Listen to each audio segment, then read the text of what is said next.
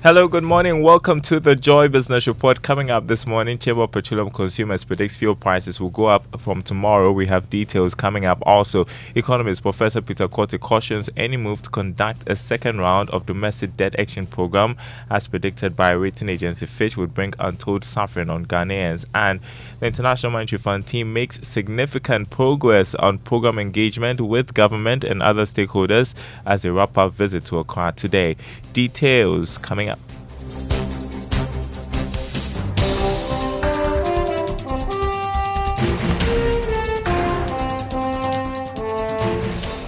My name is Darryl Kwao. First up, prices of petrol and diesel are expected to go up from tomorrow, June 16. That's according to the Chamber of Petroleum Consumers, COPEC. However, the price of liquefied petroleum gas LPG is expected to remain same. The expected increase in petrol and diesel prices for the second time is largely due to a 4.16% depreciation of the cedi to the dollar in the last 2 weeks. Here's Executive Secretary of COPEC, Duncan Amwa, calling on government to remove some taxes on petroleum products to lessen the burden on consumers. The second pricing window for the month of June is set to commence in a few hours, and what we pick from the markets, both locally and internationally, together with the forex bit, is that you are likely to pay a little more for petrol, pay a little more for diesel. LPG is likely to remain stable over the period. We are expecting between 2 to 5% for the second window, June, and this is simply informed by the forex position, which has seen the cedi from a previous position of averages 11.38 to current 11.87 if you do interbank. That is some 4-5% variance. Prices of the product itself has not increased. Unfortunately, the cedi would force all of us to pay a little more for the coming window. That was Duncan Amwa, Executive Secretary of COPEC. Now, Director of the Institute of Statistical, Social and Economic Research, Professor Peter Korte, has said the second round of a domestic debt exchange program will bring untold hardship on Ghanaians. His statement comes after rating agency Fitch predicted that government may be compelled to undertake the exercise again to reduce the country's debt stock. Speaking to Joy Business, Professor Korte said the commitment from Ghana's external creditors should help restructure the country's total debt. Another round might bring more hardship, might bring more pain, might also bring resistance, a lot of resistance from the public. I think what we went through is painful enough. So I don't foresee any further domestic debt exchange. But we are yet to see what the external creditors will bring on board, and hopefully that may or may not happen. But I don't foresee that happening. Given the commitments that we receive from the Paris Club and also from the IMF, I believe our external creditors will do the needful so that we don't have a second round of debt exchange.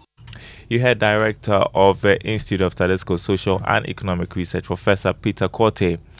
The visiting IMF staff are said to have made some significant progress on program engagement with government and other stakeholders. This is what Joy Business has picked up from persons with knowledge of the meetings. Here's George Jaffe. The team is wrapping up its visit to Ghana today after being in town for almost a week. The IMF wants to describe this engagement as a normal staff visit, but Joy Business understands that it offered the team an opportunity to track government progress in meeting some of the conditions under the fund program.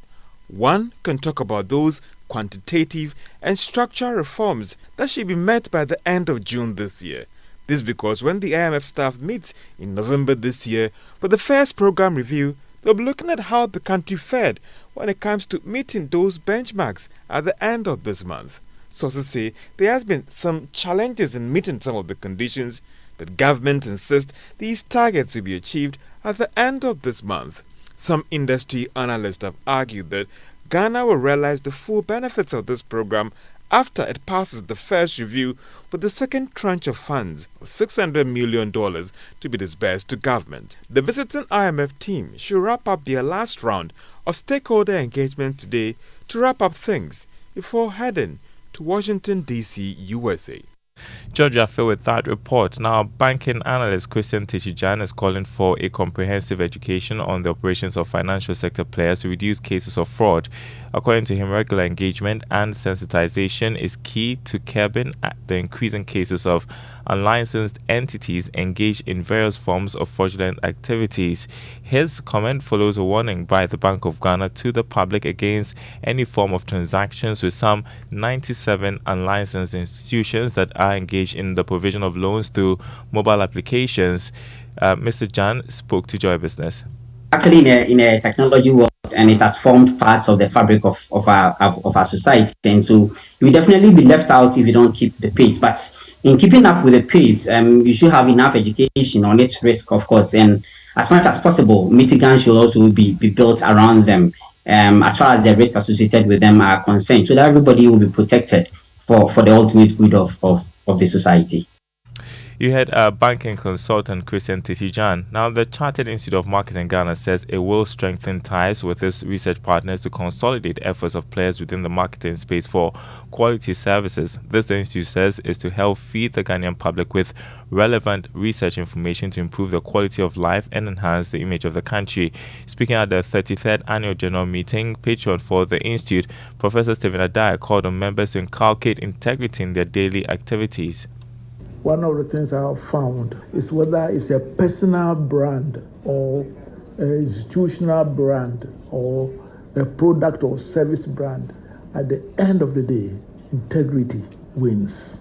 You can have a short period of rise, but if you are not a man or a woman of integrity, your product cannot stand the test of what you claim for, very soon you lose out. So that's all that I want to say. First is that integrity pays. Sometimes the payment comes very late, but when it comes, it's always solid. You had Professor Stephen Adai, who is patron for the Chartered Institute of Marketing Ghana. Now, don't hesitate to report suspicious investment companies to the appropriate regulator, such as the Bank of Ghana or the Securities and Exchange Commission. On today's edition of Investor Eye, a senior manager in charge of risk management department at the Securities and Exchange Commission, Zakaria Haruna Baba, tells Joy Business what to do after one falls victim to a fraudulent investment scheme.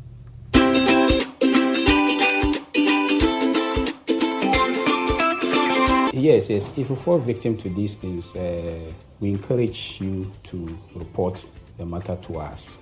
In the first place, you report it to SEC. We have our lines. We have the website. When you go to the website, you have a complaint button that you can click in and then report this matter to us. You can also use the email address, the info@sec.gov.gh. You can report the matter to us. You can also call. You can also walk in to us. However, because these entities are not licensed, they are not regulated, we also encourage the public to report to the law enforcement agency. We have the YOCO, we have police, CID. You can report the matter to them. If they see that issue falls under our mandate, they'll contact us. That was Senior Manager in charge of Risk Management Department at the Securities and Exchange Commission, Zakaria Haruna Baba. Investor Eye comes your way next week, Tuesday. Don't miss it. Before we go, let's take a look at the markets. The commodity market to begin with, crude oil open trading at $73 a barrel. Gold lost more than $8, selling at $1,933 an ounce. Cocoa is trading at $3,202 a ton after increasing by $18.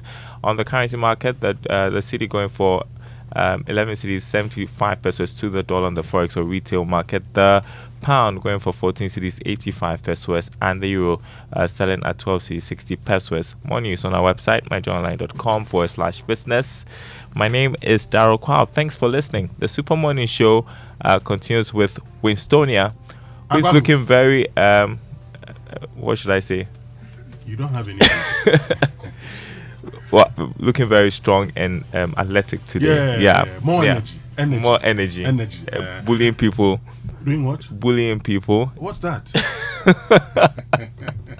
It looks like we're going to see an increase in fuel prices. Yeah. Oh, okay. Yeah. Okay. And that's because the cedi has not been doing well in the last 2 weeks. Yeah. So Anyway, how for do? We take it like that. yeah. But the city must do well. Yeah. 4.16% depreciation to the dollar in the last 2 weeks. The last 2 weeks. I thought, the IMF program was going to change a lot of things. Even though many of us, we knew it was, yes, it would start a bit of a process towards economic recovery, but it won't happen overnight. Yes, exactly. We still have to do a lot of things to get there. And so it won't change overnight. It won't change overnight. Anyway, Daryl, thank you. All very right. much. Our inspirational song today is Kwesi Oting's I Win. And that's brought to us by Duraplast Ghana Limited, producers of quality PVC pipes and water tank. Where Duraplast goes, water flows. And it's Kwesi Oting with I Win